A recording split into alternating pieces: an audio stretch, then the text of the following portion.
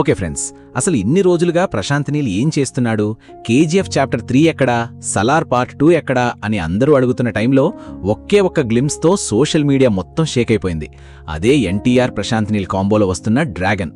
నిజం చెప్పాలంటే ఈ గ్లిమ్స్ జస్ట్ ఒక అనౌన్స్మెంట్ కాదు, ఇది ప్రశాంత్ నీల్ క్రియేట్ చేస్తున్న కొత్త ప్రపంచానికి ఇచ్చిన చిన్న వార్నింగ్ లాంటిది. ఎందుకంటే ఈసారి ఆయన తీసుకురాబోయే ప్రపంచం కేజీఎఫ్ లా కాదు, సలార్ లా కాదు, ఇంకా డార్క్, ఇంకా రా, ఇంకా పెద్ద స్కేల్లో ఉండబోతోంది. ముందుగా గ్లిమ్స్ స్టార్ట్ అయ్యే విధానం చూస్తేనే అర్థమవుతుంది, ఇదొక సాధారణ మాస్ సినిమా కాదు. బ్రిటిష్ ఇండియా టైం నుంచి స్టార్ట్ అయ్యే ఈ ప్రపంచం మొత్తం ఓపియం వార్స్ చుట్టూ తిరగబోతోందనే హింట్ ఇచ్చేశారు.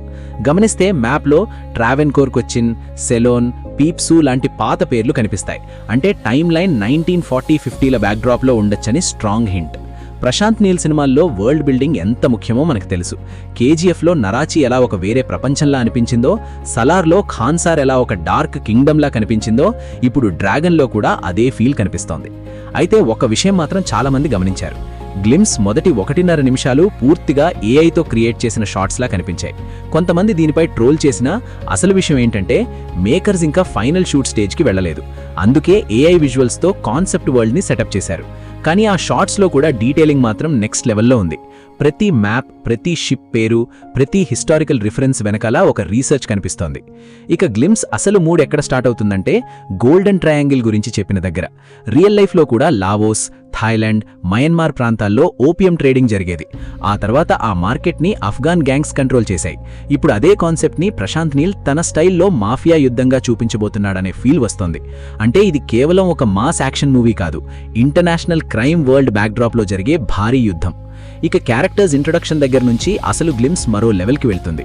ఆశుతోష్ రాణా దాదా సర్కార్గా కనిపించిన ఒక్క షాట్తోనే వైబ్ మారిపోతుంది. అతని వెనకాల కనిపించే సెట్స్, కలర్స్, లైటింగ్ అన్నీ చూసి ఇది ప్రశాంత్ నీల్ పాత సినిమాల కంటే విజువల్గా చాలా రిచ్గా ఉండబోతోందని అర్థమవుతుంది. కేజీఎఫ్ సలార్లో ఎక్కువగా డీసాచురేటెడ్ టోన్ ఉండేది, కానీ ఇక్కడ గ్రీన్, గోల్డ్, రెడ్ షేడ్స్ ఎక్కువగా వాడారు. అంటే ఈసారి స్టైలైజేషన్ ఇంకో లెవెల్లో ఉండబోతోంది. అక్కడి నుంచి Russian dealer, Somalia lord, 91 deaths అనే మాస్క్డ్ గ్యాంగ్, ఇలా ఒక్కో క్యారెక్టర్ ఇంట్రో అవుతూ వస్తుంటే ఇది పూర్తి స్థాయి గ్యాంగ్ వార్ మూవీ అని అర్థమవుతోంది. ముఖ్యంగా ఆ 91 డెత్స్ గ్యాంగ్ లుక్ అయితే పిచ్చగా ఉంది. గోస్ట్ రైడర్ లాంటి మాస్క్స్, భారీ గన్స్, ఫైర్ విజువల్స్ అన్నీ కలిపి పక్కా ప్రశాంత్ నీల్ స్టైల్. ఇక ఎన్టీఆర్ ఎంట్రీ గురించి మాట్లాడాలి అంటే అసలు అక్కడే గ్లిమ్స్ హై అవుతోంది. On the 7th day the devil was Born అని చెప్పి ఎన్టీఆర్ని చూపించే షాట్, చుట్టూ లాషలు, చేతుల మీద రక్తం, డార్క్ లైటింగ్, నిజంగా గూస్ బంప్స్ వచ్చే రేంజ్లో ఉంది. కానీ ఇక్కడ చాలామంది చెప్పినట్లు కొంచెం ప్రభాస్ సలార్ వైబ్ కూడా కనిపించింది. అదే హెవీ మాస్ ప్రెజెన్స్, అదే సైలెంట్ టెర్రర్. అయితే ఎన్టీఆర్ లుక్ మాత్రం కొత్తగా ఉంది. RRR తర్వాత ఇలా లీన్ బాడీతో డార్క్ అవతార్లో చూడడం కొత్త ఫీలింగ్ ఇస్తోంది. మరో ఇంట్రెస్టింగ్ విషయం ఏంటంటే ఈ మూవీ టైం లైన్ చాలా పెద్దదిగా ఉండొచ్చు. ఎందుకంటే మొదట ప్రీ ఇండిపెండెన్స్ చూపించి తర్వాత 70s, 80s వైబ్ కూడా చూపించారు. అంటే ఎన్టీఆర్ క్యారెక్టర్ చాలా ఏళ్ల ప్రయాణం చేసే అవకాశం ఉంది. అందుకే కొందరు దీన్ని 2 పార్ట్స్ అవుతుందని గట్టిగా నమ్ముతున్నారు. నిజం చెప్పాలంటే ప్రశాంత్ నీల్ స్టైల్ చూసినా అదే అనిపిస్తోంది. కేజీఎఫ్ లా, సలార్లా ఇది కూడా ఒక భారీ సాగా కావచ్చు. అయితే చాలామంది అడుగుతున్న ఒక ప్రశ్న, ఇది కేజీఎఫ్ లేదా సలార్ యూనివర్స్తో కనెక్ట్ అవుతుందా? నిజానికి ప్రస్తుతం ఆ ఛాన్స్ చాలా తక్కువ. ఎందుకంటే కేజీఎఫ్, సలార్ రైట్స్ హోంబలే దగ్గరున్నాయి. కానీ డ్రాగన్ని మైత్రి మూవీ మేకర్స్ తీస్తున్నారు.